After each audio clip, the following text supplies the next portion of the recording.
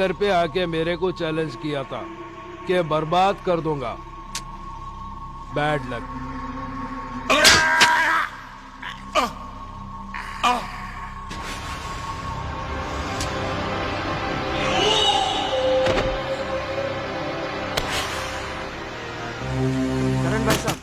करण भाई साहब दरवाजा खोलिए। करण भाई साहब। क्या बात है, शोर क्यों मचा रहे हो? करण भाई साहब को बुलाइए ना। वो घर पर नहीं है। तो कहाँ होंगे वो?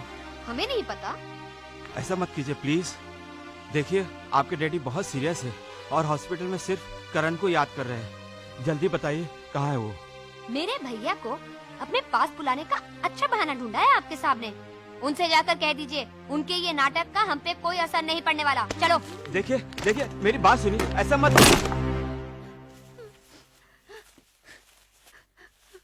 अंकल, करण भैया नहीं आए? वो घर पर नहीं है। उनकी बहनों को सांप के बारे में कह तो दिया है, मगर देखिए पेशेंट की हालत बहुत बिगड़ती जा रही है। ऐसे में करण का आना यहाँ बहुत जरूरी है। आप किसी भी तरह से करण को यहाँ लाइए। शायद उनका आना पेशेंट के लिए दवा का काम कर जाए। हम लाएंगे करण भैया को।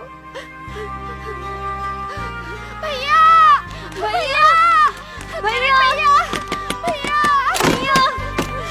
अरे क्या हुआ? कौन हो तुम बेटे? भैया जल्दी चलिए। कहाँ बेटे? हॉस्पिटल में करण भैया। किसी ने बाबा को, आपकी बेटी को चाकू मार लिया। कभी? आज शाम को। लेकिन किसी ने वहाँ बताया तो नहीं? यूसुफ अंकल आए थे आपको लेने। क्या ये बात सच है? आप चलिए जल्दी भैया। हाँ भैया जल्दी चलिए, बहुत तबीयत खराब है।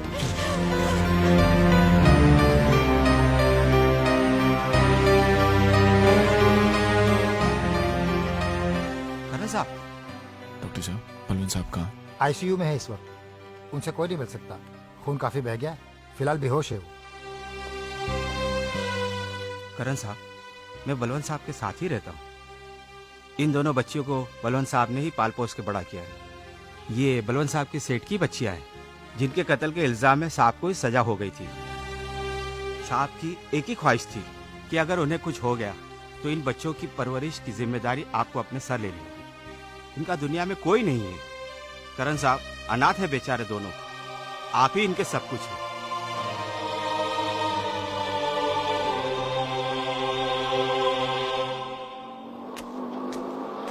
यहाँ रखना। चलो बेटा, चलो। साथ में दो लड़कियाँ कौन है? बहन बना के लाया होगा तुम्हारा भाई। देखो, जब तक इस घर में 5 बहनें ना हो ना, तुम्हारे भाई को चैन नहीं पड़ता। 2 गई 2 आई, हो गई 5। आओ बेटे आओ, घबराओ मत। राम राम साहब। ये लो, आज से घर तुम्हारा ही समझो। अनु, प्रिया, सुमन।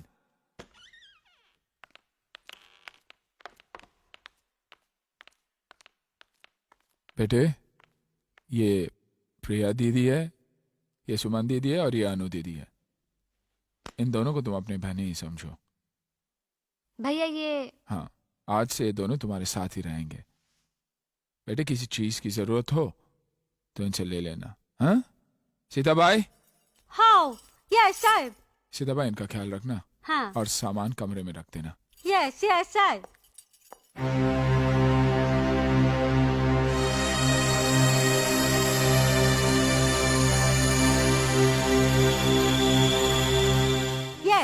आशा दीदी का बेडरूम खाली है। ये दोनों मूली को उसमें डालेगा क्या? वहाँ नहीं, ये घर है, कोई अनाथ आश्रम नहीं। पीछे नौकरों का कमरा खाली पड़ा हुआ है, वही डाल दो इन्हें।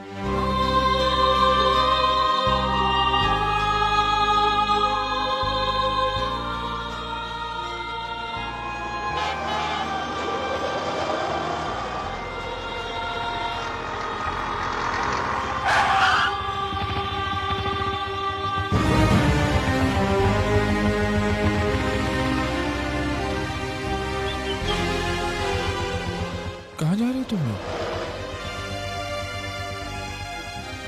क्या हुआ? दीदी ने कुछ कहा?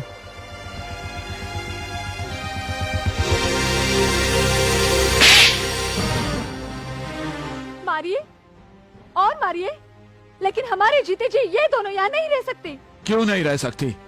क्या गुनाह है इनका? क्या आप नहीं जानते इन बच्चों की जो परवरिश कर रहे हैं वो हमारी बर्बादी का जिम्मेदार है, हमारी माँ का कातिल है। आप भी तो डैडी से नफरत करते थे, फिर आज अचानक आपके दिल में डैडी के लिए इतना प्यार कहाँ से जाग गया? ना ही प्यार जागा है और ना ही नफरत की आग ठंडी हुई है, लेकिन अपने बाप के गुनाह की सजा मैं इन बेगुनाह को तो नहीं दे सकता। ये मासूम है, बेसहारा है।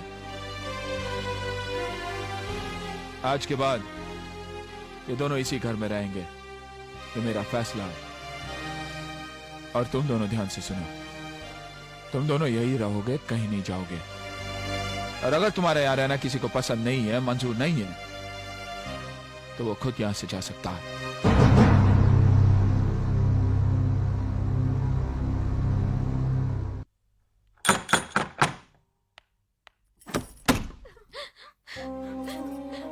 अरे क्या बात है? ओह क्या हुआ? अरे बताओ ना क्या हुआ? क्या हुआ? बोलो ना, तुम लोग क्यों रो रही हो?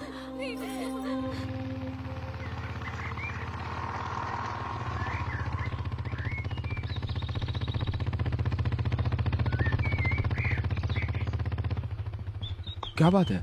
तुम लोग इतने घबराए हुए क्यों? साहब, वो तीनों घर छोड़ के चली गई। कहाँ गई? सीमा दीदी के घर।